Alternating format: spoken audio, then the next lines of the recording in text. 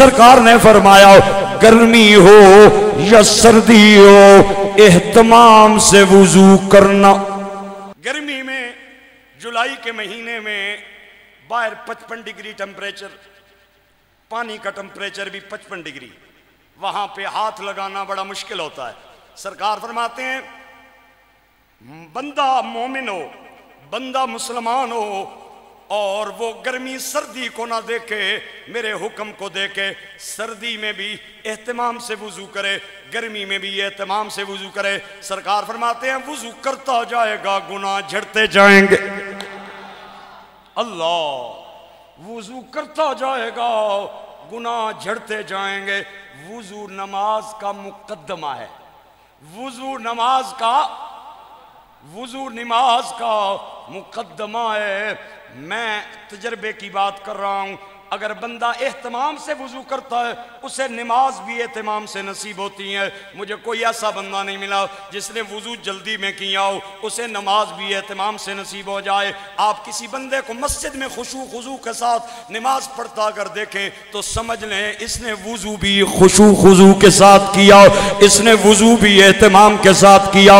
وضو پانی سے کرنا شرط ہے، وضو پانی سے کرنا شرط ہے۔ میں نتیجہ دینے لگا ہوں، نکتہ لیں، نکتہ، ہیرا لیں، ہیرا موتی، کیونکہ پانی سے آگ بجھتی ہے، پانی آگ بجھاتا ہے۔ اللہ نے فرمایا پانی سے وضو کرو، جس عضو پہ پانی لگتا جائے گا اللہ اسے دوزخ کی آگ سے محفوظ فرماتا جائے گا۔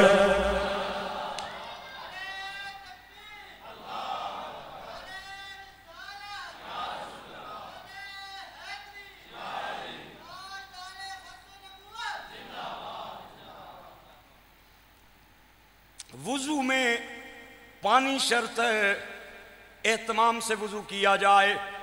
جس عضو کو آپ دھویں گے اسی عضو کے گناہ جھڑ جائیں گے۔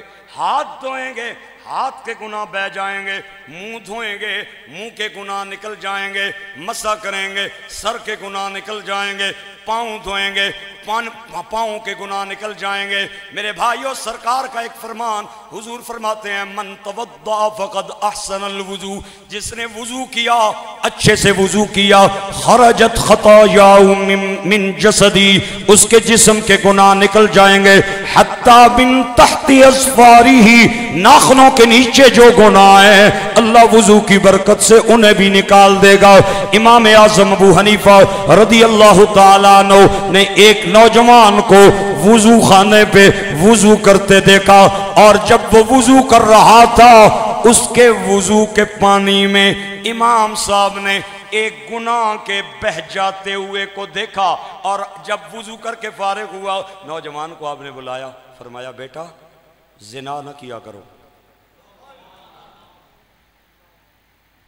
بدکاری نہ کیا کرو۔ نوجوان بڑا حیران ہوا، اس نے کہا حضور آپ کو کیسے پتہ چلا؟ آپ نے فرمایا جب تو وضو کر رہا تھا وہ گناہ میں نے نالی میں بہتا ہوا دیکھا ہے۔ آباد رہے، وہ گناہ میں نے نالی میں چلتا ہوا دیکھا۔ اس نوجوان نے اپنے جرم کا اعتراف کیا، واقعی مجھ سے گناہ ہوا، آئندہ کے بعد معافی چاہتا ہوں، توبہ کرتا ہوں۔ امام اعظم نے اس واقعے کے بعد فتویٰ دیا کہ ہر مومن مسلمان وضو کے پانی سے اپنے کپڑوں کو بچا کے رکھے، کیونکہ اس میں گناہ دھل رہے ہوتے، اور جس میں گناہ کی آمیزش ہو جائے، ملاوٹ ہو جائے۔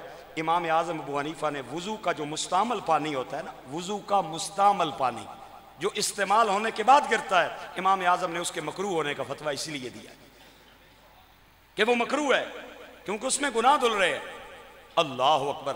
ہمارے مشائخ کا طریقہ تھا، وہ وضو کرتے تھے، وضو کے لیے کپڑے علیحدہ رکھتے تھے، نماز کے لیے کپڑے علیحدہ رکھتے تھے، کیونکہ اللہ کی بارگاہ میں پیشی ہے، جتنا پاک ہو کے پیش ہوں گے اتنا خدا کا قرب نصیب ہوگا، اتنا عبادت میں لذت نصیب ہوگی۔ میرے گرامی قدر احباب، وضو طہارت کا نام ہے، وضو خدا سے قرب کا نام ہے، وضو عبادت کا نام ہے۔ آپ توجہ رکھیں، میں ایک اور فقرہ دینے جا رہا ہوں۔ وضو میں اسی لیے دنیاوی باتیں کرنا منع ہے، کیونکہ وضو عبادت ہے اور عبادت میں دنیا کی باتیں نہیں کی جاتی۔ حضور فرماتے ہیں جس نے وضو کے دوران دنیا کی باتیں کی اس سے خدا رحمت کی چادر ہٹا لیتا ہے۔ وضو پانی سے ہونا شرط ہے۔ وضو کے 4 فرض ہیں۔ پہلا فرض منہ دھونا، دوسرا فرض ہاتھ کو کوہنیوں سمیت دھونا، تیسرا فرض چوتھائی سر کا مسح کرنا، چوتھا فرض پاؤں دھونا۔ کتنے فرض ہیں وضو کے؟ یہ سبق بھی آج تمہیں مل رہا ہے یا نہیں مل رہا؟ ایمان نال دسو کتنے فرض ہیں وضو دے؟ 4 فرض ہیں۔ ایمان نال دسو انہاں چواں نو توڑنا کیوں ضروری ہے جی؟ اور بھی بڑے آزان۔ علماء فرماتے ہیں کام کاج کے دوران جو اعضاء ننگے رہتے ہیں نا، ننگے، ان کو دھونا ضروری ہے۔ سر ننگا، چہرہ ننگا، ہاتھ ننگے، پاؤں ننگے۔ اللہ نے فرمایا ان چاروں کو دھو لو، اور خدا کے اس وضو کے حکم میں بھی میرے نبی نے حکمت رکھی ہے، ضرورت بھی پوری کی ہے اور امت کی آسانی کا بھی خیال رکھا ہے۔ یہ بھی ہو سکتا تھا سرکار فرماتے غسل کر کے خدا کی بارگاہ میں پیش ہوں، کیونکہ شہنشاہ کی دربار میں پیش ہونے کا تقاضا تو یہی تھا کہ بندہ غسل کر کے آتا، لیکن قربان جاؤں خدا بھی کریم، میرا نبی بھی کریم، خدا بھی رحیم، میرا نبی بھی کریم۔ اللہ فرماتا ہے ان اللہ بالناس لرؤوف الرحیم، اور حضور کے لیے فرمایا عزیز علی ما عنتم حریص علیکم بالمؤمنین رؤوف الرحیم۔ سرکار اگر کہتے غسل کرنا ضروری ہے، نماز تب پڑھی جائے گی، لیکن نہ میرے آقا نے اپنے غلاموں کی مشقت کا خیال رکھا، امت کی تکلیف کا خیال رکھا، صرف وضو کیا جائے اور 4 اعضاء دھوئے جائیں۔ میرے گرامی قدر احباب، ان 4 اعضاء کا دھونا کیوں ضروری ہے؟ علماء کرام نے اس کی وجہ بیان کی ہے۔ آپ فرماتے ہیں جب حضرت آدم کو اللہ نے شجر ممنوعہ کے پاس جانے سے منع کیا اور فرمایا لا تقربا هذه الشجرة فتكونا من الظالمين، اس درخت کے قریب نہیں جانا۔ آپ اس درخت کے قریب چلے گئے، آپ پاؤں سے چل کے گئے، پاؤں کے دھونے کا حکم، آپ نے اس کے پھل کو ہاتھوں سے اتارا، ہاتھوں کے دھونے کا حکم، منہ سے کھایا، منہ کے دھونے کا حکم، اور پھل اتارتے ہوئے شجر ممنوعہ کے چند پتے آپ کے سر پہ گرے۔ اللہ نے فرمایا سر بھی دھویا جائے تاکہ آپ کو اپنا قصور یاد رہے۔ ہم 5 بار جب ہر نماز کے وقت وضو کرتے ہیں، مجھے اور آپ کو اللہ یہ یاد دہانی کروا رہا ہے کہ شجر ممنوعہ کے قریب جا کے جنت سے نکل گئے، اب نہ کرنا وہ کام جس سے میں ناراض ہوتا ہوں، نہیں تو جنت سے محروم ہو جائیں گے۔ بابا بلے شاہ قصوری آپ فرماتے ہیں میں قصوری میری ذات قصوری، میں قصوری میری ذات قصوری، تے وچ قصور دے رین دے عقل ہووی تے رمز پہچانے مڑ مڑ تینوں کہیں دے۔ میرے گرامی قدر احباب، 4 اعضاء میں 4 اعضاء کا وضو میں دھونا فرض ہے۔ علماء کرام فرماتے ہیں ان میں 2 اعضاء عملی ہے، 2 اعضاء علمی ہے۔ میرا خیال ہے آپ کو یہ باتیں لطف نہیں دے رہی ہیں نا، اسی لیے آپ نہیں بول رہے۔ کو دوڑا سنا ماں او کو واقعہ سنا دیا، یہ تو انو لطف نہیں آ رہا، میں کیا کہہ رہا۔ علماء فرماتے ہیں وضو میں 4 اعضاء کا دھونا یہ فرض ہے، اس میں 2 اعضاء علمی ہیں، 2 اعضاء عملی ہیں۔ اے نکتہ جی، اے تحفہ جی، اج دی تقریر پھر تحفہ لے لو، جاؤ جاؤ جی کوٹھا کلا لے کے یاد رکھ سو. دو اعضاء علمی، دو اعضاء. میں تو انہوں کیا ہے یہ تقریر نہیں ہوندی روایتی، یہ سبق ہوندہ ہے جڑا تو انہوں میں پورے ہفتے دی محنت کر کے سنانا. اس دے پیچھے میرا بہت سارا تجربہ ہے. دو اعضاء علمی، دو اعضاء، بولو بولو، دو اعضاء علمی، دو اعضاء عملی. علمی کیڑے کیڑے؟ دماغ تے سر علمی، چہرہ علمی، کیونکہ اس تے جتنیاں چیزاں لگیاں ہوئیاں نے وہ ذرائع علم ہیں. کان ذریعہ علم، آنکھیں ذریعہ علم، ناک ذریعہ، زبان ذریعہ، دماغ ذریعہ علم. دو علمی ہیں اور دو عملی ہیں. اے جڑے نہ بچارے اے تے ہوئے نہ مزدور، اے تے اے تھلے، پیر بھی مزدور تے ہاتھ بھی مزدور. جو عقل آکسی انہاں وہی کرنا، جو دماغ آکسی انہاں وہی کرنا. انہاں شودیاں نہیں اپنی مرضی تے تھئی کو نہیں. اے جڑی بستی ہے نا اے عالمہ والی بستی، اے جڑی نگری ہے اے علماء دی نگری ہے. تے علم نو اللہ نے اتے رکھے ہے. ہائے ہائے ہائے، علم کو اللہ نے اونچا رکھا ہے اور مزدوروں کو اللہ نے نیچے رکھا ہے. یہ درجہ بندی اللہ کریم نے کی ہے. میرے گرامی قدر احباب بہت توجہ چاہتا ہوں. دو اعضاء علمی ہیں، دو اعضاء عملی ہیں، اور سماع کی دین میں بڑی حیثیت ہے، سننے کی بڑی حیثیت ہے. مجھے نبیوں کی تاریخ میں ایسے نبی تو نظر آئے ہیں جو بظاہر نابینا تھے، لیکن نبیوں میں کوئی نبی مجھے ایسا نہیں ملا جو کانوں سے بہرا ہو. حضرت شعیب کے بارے میں آتا ہے وہ بظاہر نابینا تھے، لیکن یہ نابینائی ان کا عیب نہیں تھا، اللہ نے ان کو دل کی بینائی عطا فرمائی تھی، کیونکہ نبی عیب دار نہیں ہوتا. لیکن کوئی نبی مجھے 1,24,000 نبیوں میں سے ایسا نہیں ملا جو سن نہ سکتا ہو. حضرت یعقوب کے بارے میں قرآن کہتا ہے وَبْيَضَّتْ عَيْنَاهُ مِنَ الْحُزْنِ فَهُوَ قَزِيمٌ. حضرت یوسف کی جدائی میں آپ کی آنکھوں کی بینائی چلی گئی. مجھے کوئی نبی بہرا نہیں ملا. ہاں بظاہر آنکھیں نہیں تھی، دل بینا تھا، کیونکہ سماعت کی دین میں بڑی حیثیت ہوتی ہے. میں ایک اور مثال سے آپ حضرات کو اپنی بات سمجھانا چاہتا ہوں اور خدا کی بارگاہ میں دعا کرتا ہوں اللہ کرے میں سمجھانے میں کامیاب ہو جاؤں.